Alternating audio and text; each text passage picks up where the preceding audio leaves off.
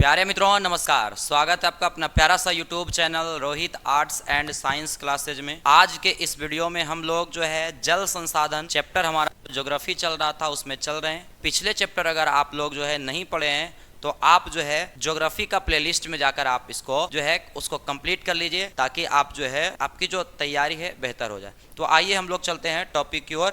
हम लोग जो है आज देखने वाले हैं जल संसाधन। चैप्टर का नाम हमारा है जल संसाधन और सबसे पहला जो हमारा टॉपिक बनता है जल संसाधन आखिर है क्या या किसे कहते हैं। जल संसाधन किसे कहते हैं, ठीक है।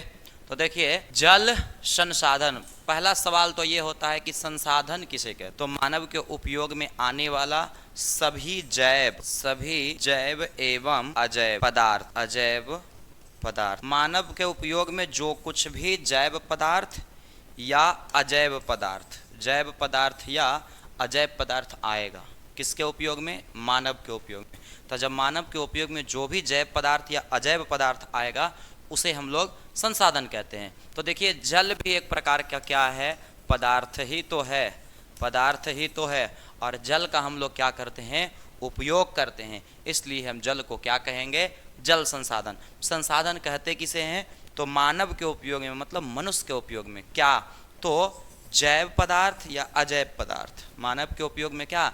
जैव पदार्थ या अजैव पदार्थ। तो जैव हो चाहे अजैव हो, तो जल देखिए क्या है? अजैव पदार्थ है और इसका मानव उपयोग करता है। तो इसलिए जल को भी हम क्या कहेंगे? संसाधन। तो लिखेंगे जल संसाधन। जल का उपयोग मनुष्य के लगभग हर कार्यों में किया जाता है, इसलिए इसे जल संसाधन कहा जाता है। मानव जो है मानव के उपयोग में जल लगभग कार्य में उपयोग होता है मानव के, इसलिए जल को जल संसाधन कहा जाता है। तो लिखेंगे कि जल का उपयोग मनुष्य के लगभग हर कार्यों में किया जाता है, इसलिए इसे जल संसाधन कहा जाता है, ठीक है। आगे हम लोग चलेंगे। आगे का टॉपिक हमारा देखिए, वीडियो लास्ट तक देखिएगा, आपका जो है एक एक बात क्लियर हो जाएगा। चलिए देखिए, स्रोत के आधार पर जल को कई आधार पर बांटा गया है, ठीक है। कई आधार पर जल का वर्गीकरण किया गया। तो सबसे पहला जो है स्रोत के आधार पर जल मुख्यतः 4 भागों में बांटा गया जल को, ठीक है। सबसे पहला भूपृष्ठीय जल, दूसरा भूमिगत जल, तीसरा वायुमंडलीय जल और चौथा महासागरीय जल। स्रोत मतलब प्राप्ति, कहाँ कहाँ से इसका स्रोत है जल का। तो 4 स्रोत जो है जल का है। पहला भूपृष्ठीय, दूसरा भूमिगत, तीसरा वायुमंडलीय और चौथा महासागरीय। तो क्वेश्चन आएगा कि बताइए स्रोत के आधार पर जल को कितने भागों में बांटा गया है? तो 4 भागों में। पहला भूपृष्ठीय जल, फिर दूसरा भूमिगत जल, तीसरा वायुमंडलीय जल और चौथा महासागरीय जल, ठीक है। तो हम लोग बारी बारी से भूपृष्ठीय, भू मतलब भूमि और पृष्ठ मतलब सतह। तो भूमि के सतह पर पाए जाने वाले जल को भूपृष्ठीय जल कहेंगे और भू मतलब भूमि और गत मतलब अंदर। भू मतलब भूमि और गत मतलब अंदर। तो भूमि के अंदर यानी कि जमीन के अंदर जो जल पाया जाता है उसे कहा जाता है भूमिगत जल। इसे मृदु जल भी कहा जाता है, ठीक है। जमीन के अंदर जो जल हम लोग क्या करते हैं? पीते हैं, तो वो जो जल आता है उसी को क्या कहते हैं? भूमिगत जल, मृदु जल भी कहते हैं। वायुमंडलीय जल, देखिए वायुमंडल में भी जल होता है।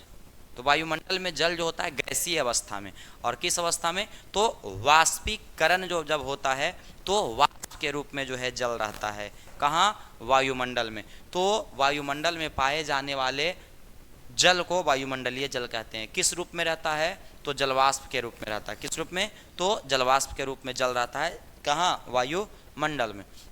महासागरीय जल, महासागरों में पाए जाने वाले जल को महासागरीय जल कहते हैं और यह जो है 96.5% है कुल जल का। आगे देखिए इसके बारे में विस्तार से हम लोग पढ़ते हैं। आइए, सबसे पहला है, देखिए क्या मस्त है, भूपृष्ठीय जल। पहला क्या है? भूपृष्ठीय जल। तो भूमि के सतह पर पाए जाने वाले जल को भूपृष्ठीय जल कहते हैं। और जैसे नदी, तालाब, नहर, झील, झरना इत्यादि जो है का जल जो है क्या है? भूपृष्ठीय। तो देखिए नदी का जल सतह पर ही तो है, तालाब सतह पे है, नहर हो गया, झील हो गया और झरना हो गया, ये सभी जो है आपका क्या हो जाएगा, तो भूपृष्ठीय जल का उदाहरण हो जाएगा। आगे हम लोग चलते हैं, अगला जो है, अगला है भूमिगत जल। ध्यान से देखिएगा, भूमिगत जल। देखिए, भूमि के अंदर पाए जाने वाले जल को भूमिगत जल कहते हैं। भूमि के अंदर पाए जाने वाले जल को भूमिगत जल कहते हैं। इसे भौम जल या मृदु जल, इसे भौम जल या मृदु जल भी कहा जाता है। देखिए, ये हमारा जमीन हो गया अगर, ठीक है, तो इसके अंदर जो है क्या होता है कि जल जमा होता है जमीन के अंदर, जिसको हम लोग जो है क्या करते हैं, मोटर के माध्यम से, नल के माध्यम से, नलकूप के माध्यम से, कुएं के माध्यम से, इसको हम क्या करते हैं, ऊपर जो है लाते हैं। तो इसी जल को कहा जाता है क्या, भूमिगत जल। यह जो है कुल जल का 2.5% है, 2.5% है। क्वेश्चन अगर आपसे पूछ दे कि बताइए कि मृदु जल जो है मृदु जल कितना परसेंट है कुल जल का, तो 2.5% जो है धरती पर क्या है, तो मृदु जल है, यानी कि पीने योग्य पानी है। ठीक है, आगे हम लोग चलते हैं, आगे देखिएगा, अगला जो है हमारा वायुमंडलीय जल। ध्यान से समझिएगा। देखिए, तो वायुमंडलीय जल में वायुमंडल होगा यहाँ पर, ठीक है, तो वायुमंडल में, ठीक है, वायुमंडल में पाए जाने वाले जल को वायुमंडलीय जल कहा जाता है। देखिए, वायुमंडल में, देखिए इस प्रकार से हमारा ये क्या है, वायुमंडल। आप लोग जिसको बादल कहते हैं, बादल रियल में क्या होता है, जलवाष्प का ही संग्रह होता है। तो जो बादल जो होता है उसमें क्या रहता है, वाष्प के रूप में जल रहता है, वाष्प के रूप में क्या रहता है, जल रहता है, वाष्प के रूप में जल रहता है। और यही जो है ठंडा जब होता है तो ठंडा होने के बाद ये वर्षा के रूप में जमीन पे आता है, जिसको हम लोग जो है क्या कहते हैं, वर्षा। ठीक है, सुनिए, तो वायुमंडल में पाए जाने वाले जल कैसा जल रहेगा, वो तो जलवाष्प रहेगा। क्या रहेगा, वो जलवाष्प रहेगा। तो इसे जो है वायुमंडलीय जल कहा जाता है, इसे वायुमंडलीय जल कहते हैं। आगे देखिए, अगला है महासागरीय जल। महासागरीय जल, तो महासागरीय जल महासागरों में पाए जाने वाले जल को महासागरीय जल कहा जाता है। देखिए, महासागर में जो भी जल है उसे महासागरीय जल कहा जाता है। और कुल जल का जो है 96.5%, कुल जल का जो है 96.5% जो जल है वो महासागरों में, कुल जल जो है उसका कितना, तो 96.5% जो जल है वो कहाँ है, तो महासागरों में उपस्थित है या पाया जाता है। आगे देखेंगे हम लोग का जो है वर्गीकरण जल का देख लिए कि स्रोत के आधार पर जल को 4 भागों में बांटा गया था। अगला हमारा टॉपिक है जल संसाधन का उपयोग। जल संसाधन का उपयोग, तो देखिए जल संसाधन का अनेक उपयोग है। ठीक है, तो देखिए जल ही जीवन है, जल ही जीवन है, जल के बिना जीवन की कल्पना करना असंभव है। जल ही जीवन है, जल ही क्या है, तो जीवन है, और जल के बिना जो है जीवन की कल्पना करना असंभव है। बिना जल के जो है जीवन संभव नहीं है। तो जल ही जीवन है, जल के बिना जो है जीवन की कल्पना करना असंभव है, और इसका उपयोग अनेक कार्यों में होता है। इसका उपयोग जो है अनेक कार्य में होता है। जैसे हम लोग जो है आइए देखते हैं, पॉइंट वाइज आप जो है इसको बना सकते हैं। जैसे देखिए, सबसे पहला पॉइंट जो है, पॉइंट बनाइएगा आप लोग अपना कॉपी में। ठीक है, पहला पॉइंट, जल का उपयोग जो है पीने में, भोजन बनाने में, साफ सफाई करने में, उद्योग इत्यादि में किया जाता है। अब जल है तो सबसे पहला तो पीना है, सबसे मेन काम। उसके बाद जो है क्या करना है, भोजन बनाना है, जल से ही जो है साफ सफाई करना है, जल से जो है उद्योग चलता है। तो इन सभी चीज़ों में उपयोग किया जाता है, और भी इसका उपयोग है। ठीक है, आगे देखेंगे, दूसरा पॉइंट बनाएंगे हम लोग। देखिए, जल का उपयोग सिंचाई में, विद्युत उत्पादन में और मत्स्य पालन इत्यादि कार्यों में किया जाता है। तो जल का अनेक उपयोग है। ठीक है, आप जितना चाहें सोच कर लिख सकते हैं। तो हम लोग जो है यहाँ पे ये क्वेश्चन जो है 2 मार्क्स का पूछता है। ठीक है, 2 मार्क्स का पूछता है, इसलिए उसके हिसाब से हम लोग लिखेंगे। ठीक है, तो जल ही जीवन है, जल के बिना जीवन की कल्पना करना असंभव है।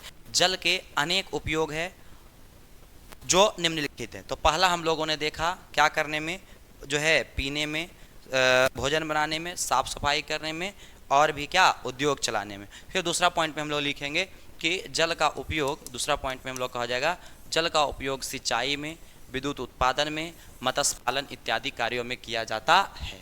ठीक है, इस प्रकार से जो है अगला जो हमारा टॉपिक है जल संकट। ध्यान से सुनिएगा, जल संकट। संकट के मतलब हुआ ही समस्या, संकट के मतलब ही हुआ समस्या। संकट का मतलब क्या हुआ, तो समस्या। और यहाँ समस्या किसका है, जल का।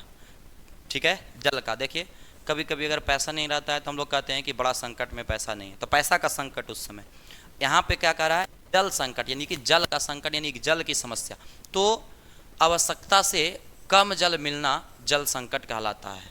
जितना हम लोग को ज़रूरत है, जितना हम लोग को ज़रूरत जल का है, उससे अगर कम जल हम लोग को मिले तो जल संकट कहलाएगा। ठीक है, अभी आप लोग हाल फिलहाल में देखे थे कि भारत पाकिस्तान में जो युद्ध हुआ उसमें जो है पाकिस्तान में जल की समस्या आ गया था। क्योंकि जल संकट आ गया था। क्योंकि जितना उपयोग के लिए उसको जल चाहिए उतना मिल नहीं पा रहा था। ठीक है, तो वैसे ही जितना हम लोग को ज़रूरत है उससे अगर कम जल मिला तो हम लोग के लिए क्या कहलाएगा, जल संकट। तो अब कितना जल जो है मिलना चाहिए कि जल संकट नहीं कहलाएगा, कितना जल का ज़रूरत होता है। तो देखिए मान लेते हैं, अभी आगे हम बताएंगे।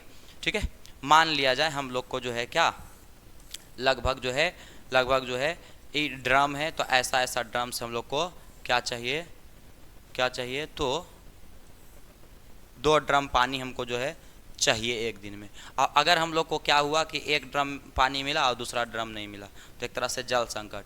उसके बाद अगले दिन क्या हुआ कि आधे ड्रम मिल रहा है, 2 ड्रम की ज़रूरत पानी के, और मिला हम लोग को कितना, आधा ड्रम।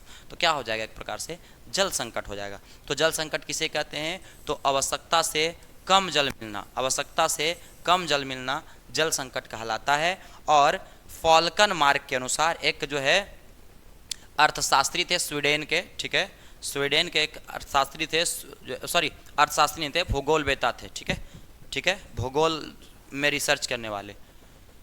तो स्वीडन के एक विशेषज्ञ थे जिनका नाम था फॉल्कन मार्क। फॉल्कन मार्क के अनुसार जो है प्रत्येक व्यक्ति को प्रत्येक दिन जो है 1000 घन मीटर जल चाहिए। कितना चाहिए, तो 1000 घन मीटर जल की आवश्यकता होती है, और इससे कम जल मिलना जल संकट कहलाता है। तो आपको इतना लिखना होगा। सबसे पहले जल संकट से आप क्या समझते हैं, तो लिखेंगे कि आवश्यकता से कम जल मिलना जल संकट कहलाता है। स्वीडन के जो है एक विशेषज्ञ, जल विशेषज्ञ जो है, या भूगोलवेत्ता लिख सकते हैं। ठीक है, विशेषज्ञ जो है फॉल्कन मार्क के अनुसार प्रत्येक व्यक्ति